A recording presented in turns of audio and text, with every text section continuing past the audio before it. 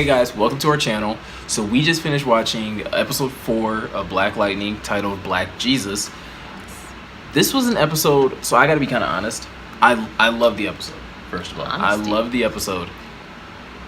But this episode doesn't have what the other 3 had, which is like the high emotion and high drama and things like that that really stood out. And So it was meh? No, it wasn't meh. There's a lot, like we'll go through it. We're gonna go through it with you guys. Like there's a lot that happens. But it's not a lot that, like I said, in the first 3 episodes, there's a lot that happens that causes your emotions. Like you're either really upset, you're really sad, you're really happy, you're laughing. Like there's a lot that happens with your emotions in the first 3 episodes. This episode, I feel like it's very streamlined. Like there's a real good flow to it, and everything that happens is important. But it's just not a lot of, it's not a lot of stuff that's really playing with your emotions throughout the course of the episode. So that's kind of like my opinion. It's true, yes. Okay. I agree. So we're going to just kind of talk about, because there's not a lot that really stood out. I think there's like one thing to me that really stood out. We'll talk about that closer to the end of the video, but we're just going to kind of do a broader overview of just everything that happens in this video, or in this episode of Black Lightning. All right, go. All right. So the episode starts out, Jefferson is now dealing with a new threat within the school, and this new threat comes in the form of a new drug called green light. Mm-hmm. And this is obviously a big deal because the one thing that Jefferson cares, probably aside from his family, the next thing that he cares most about are his students and the school and giving these kids a bright future. So he tries to obviously shelter them as much as he possibly can from the things that are going out in the streets. Right. And so now to have a new drug coming into the school is very problematic to him. But not just because, it's not just that it's drugs, right? Because obviously, his daughter's drinking in school, and you don't see, that being, a huge deal, or anybody's but he freaking doesn't know. Well, he doesn't know yet. But, there's that, and so, and most of us who have been to high school, or if you're in high school and you're watching this video, you're also very aware that drugs are being passed around, that there are kids in your school that are experimenting with drugs in one form or another. So why is this a big deal? Well, we find out that green light isn't just getting people high or things like that. It's it seemed That's it crazy. gave the kid superhuman strength. Yeah. he yanks a urinal out of the wall, chucks it at Jefferson, and Jefferson has to blast him twice. Yeah. With his powers just to subdue him. But it's also super addictive. Right. What did he say? It was crack and PCP mixed in one or something crazy? Basically, yeah. It's if you mix crack and PCP is what Gamby ends up describing it later in the episode as. Yeah. And so Jefferson has this new dilemma. Okay, there's a new thing that the 100 are rolling out, and I have to deal with this issue. And I thought that was a really good intro to the episode because I was really starting to feel as much as I like the show, Jefferson has superpowers, right? And for the most part, he's dealing with for the first 3 episodes, he's just dealing with regular thugs. How long can this go on with him just dealing with regular thugs and having superpowers? That's going to get kind of old at some point. There has to be a balance. So yeah, you have a superhero who has superpowers beating up on people who doesn't have superpowers. I was starting to feel at some point they're going to have to balance out the playing field. And this introduction to green light could be that leveling of the playing field. We may see a villain or somebody else that's not Tobias or Lady Eve show up that has super strength or something to kind of combat Black Lightning. Because right now, I didn't even think of that. It's kind of an even playing field. So to see somebody to have super strength and it be as a result of a drug was maybe they're gonna go this way a little bit down the line. So I thought that was really interesting to start the show out with. It gives you something okay, there's another element. It's not just the gang violence. There's drugs. Now there's something else that Jefferson has to deal with.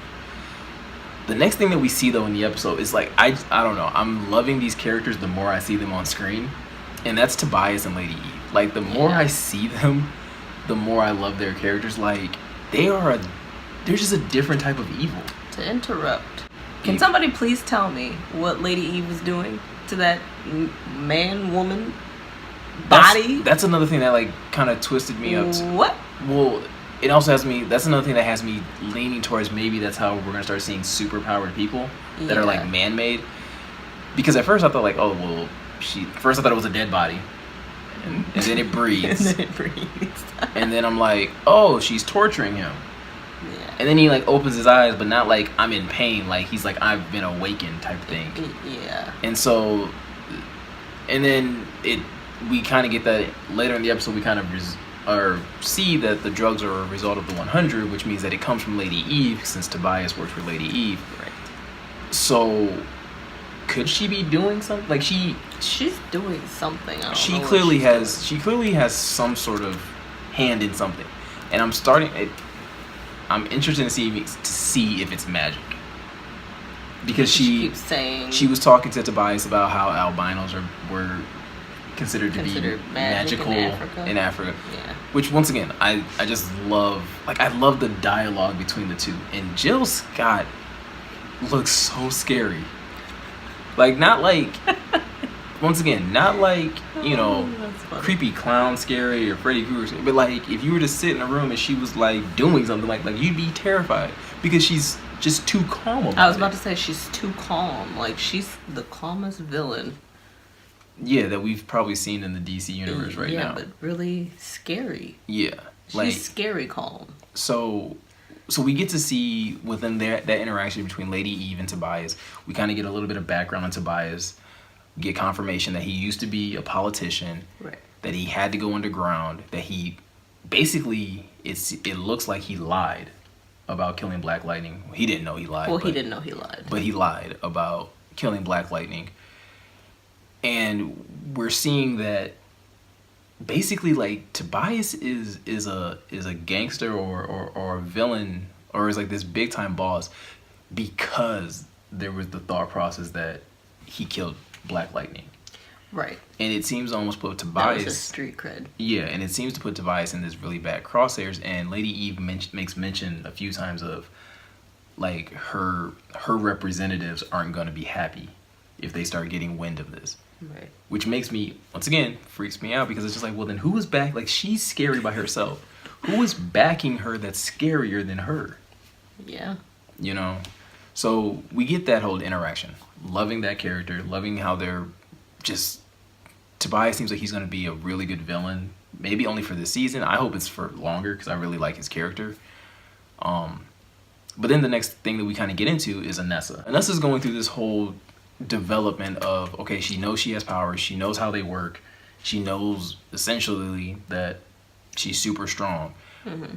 Now I think she's dealing with the thing that like most young heroes, I think people in reality would actually deal with if like you woke up one day and had superpowers, is how do I use these? Or should I use these? Should I use these? And how do I make sure if I do use these that I don't kill people? And that's like her biggest issue right now is how do I use these without killing people? And I feel like she doesn't really care. And I feel like she does kind of. I feel like she kind of cares. I feel like she's going to start caring less. Like the more people get hurt, I feel like she's going to start caring less. I can see that with her personality. I can see her caring less. Because yeah, like she tends to use her powers out of anger. Mm-hmm. You know, she gets called out of her name in this episode and then comes back like later that night and beats up two dudes with her powers for that. For being called the B word. Like, that is insane to me. Like, could you imagine if Barry Allen, like, went around, like, beating people up with the Speed Force just because, like, they called him, like, a nerd or something? Like, it would be, like, nobody would take that serious. So, I do think that's going to be an issue with Anessa and possibly her father later on, is Anessa's ability to understand that change doesn't come by force. And I think that's going to be her biggest hurdle to get over, is that she can't save the city, she can't save the community, she can't bring about change just by forcing it to happen. Right. Which brings me to another character. So in this episode, Gambi is still doing shady things. Yeah. Yeah, and I'm starting to like, so... I'm wondering about this character. If he has an ulterior motive. That's kind of what I was thinking. I'm starting to feel like Gambi has an ulterior motive because we talked about it last episode, and we were just like, well, maybe he's trying to protect. And some of you guys even commented, and we tend to agree, like maybe he's trying to protect Jefferson from this, like, you know, what Lynn talked about in episode 2 about him being addicted. Like maybe he's trying to protect him from that. And Tobias I agreed with that at first, right, until I saw episode 4. But now he's hiding things that aren't like that are not related to Tobias at all. Like this. Yeah. You know, he doesn't know it's Anessa. They don't know it's Anessa, but it's Anessa using her powers, and it causes Jefferson to be like, you know, he shows up at the scene but doesn't see her, doesn't see anybody, and Gamby has access to the footage, but tells Jefferson that he doesn't. And then goes and proceeds to take pictures of her footprint that she made in the cement. And he took a gun. Like, and he took a gun. So he was. What are you gonna do, first of all? So yeah,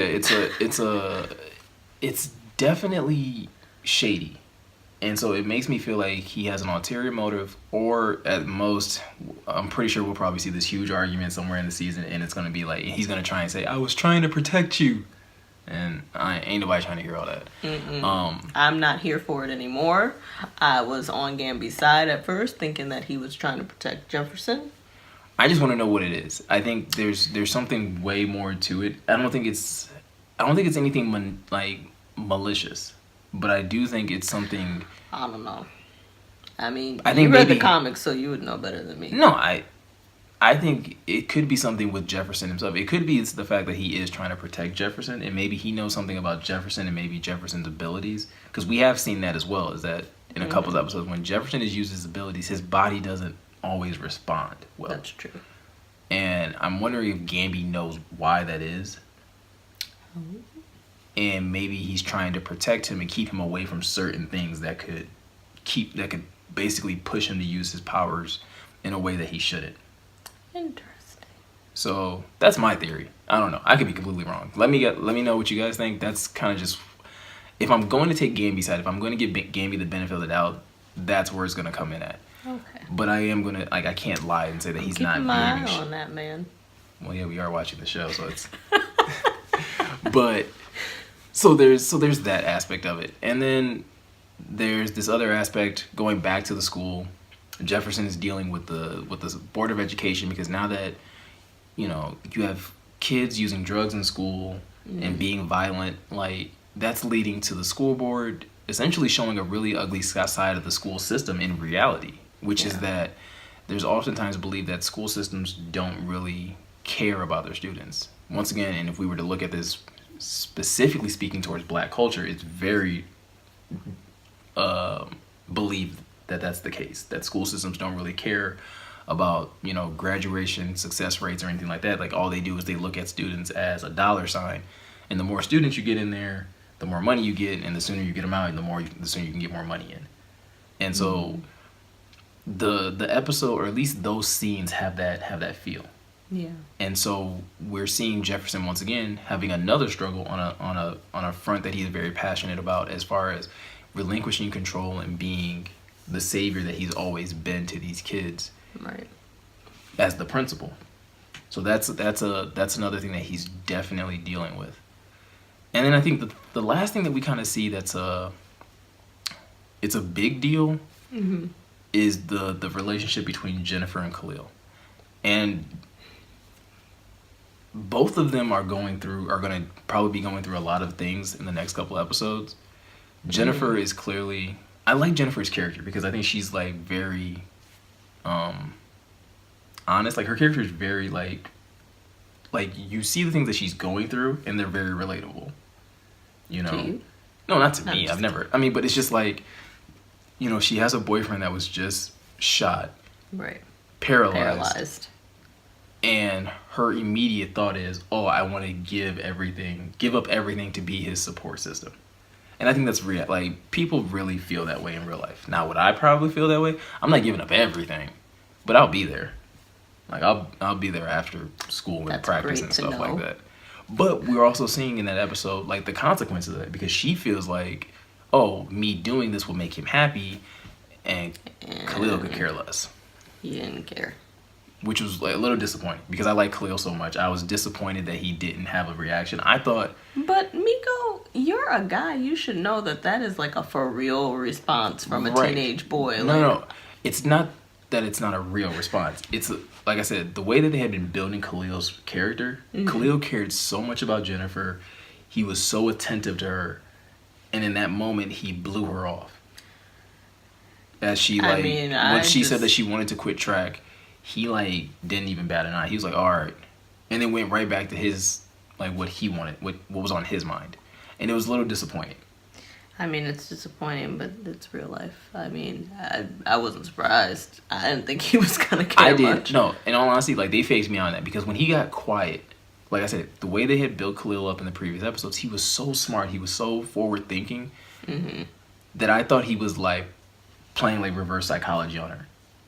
Like by being like, oh, I don't really care, that he would like it would force her to speak up. And honestly, I thought she would. I thought she'd be like, you don't care? And so it's a little disappointing on both fronts, actually, with both of them. Because I thought Jennifer was way more outspoken. This is a very, very like realistic scene. Yeah. And like, so of what would actually happen in real life. And so that's what I'm saying. Like, that's what I'm saying. Like, that's what I liked about this episode. Like, there's so many realistic things that are happening in it. It's just that it's not really high-low emotion. Yeah. So we get that, and the last thing we kind of get is Tobias approaching Khalil, and Tobias putting this plan into motion that, you know what, clearly Tobias, because of his legal issues and things like that, he can't just show up and kill Black Lightning. Right. But he has a plan, him and his sister, who they introduce in this episode. I think her name is Tori. Yes, Tori. Him and his sister come up with this plan that in order to destroy Black Lightning, they're not going to kill him in themselves. They're going to turn the people on Black Lightning and get them to kill him. And we start to see the beginning stages of that plan, and Tobias' plan starts with Khalil, which really hurt me. Because like I said, I like Khalil. And now to have to probably see him go down this dark road, it's just going to be... And that's why he's going down the dark road, because we love Khalil. And I probably should have saw it coming. We should have seen it coming. We're not allowed to like characters and they be perfect. Right. So that's a lot of the episode though. There's other little things that happen. Nothing else that really stood out. You know, there's a couple of great lines. But that was the gist. But that was the gist of it. There's a lot of great things in this episode. It's just it wasn't the high emotion that I had gotten used to in the first three episodes, but it was still a solid episode. I still very much enjoyed it. I think it provided a lot of backstory. I thought we got to see a lot of foreshadowing into different characters, whether it's Gambi, whether it's Anessa, whether it's Khalil, or Tobias. You know, we get to see a lot of these things, and then there's still characters that we still are looking to learn more about. There's still Lady Eve, which I want to know more and more about her. Jefferson, I think we're still learning more and more about, and I can't wait till we start to learn even more about his past. And so, yeah, I can't be upset about the episode. I'm not terribly disappointed either, but it just didn't have the high emotion that I was used to. But is there anything else that stood out to you in this episode? Nope. Nothing. No, I mean, we literally talked about everything. Like you said, there was not a high low. It was just kind of... Did it kill like the vibe for you? Because I know like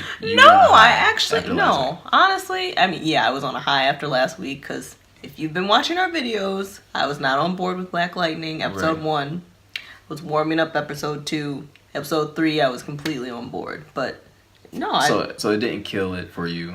No, I still really liked the episode. There was still a lot in there, and you know, Lady Eve, you know, she's gonna keep me watching for a while.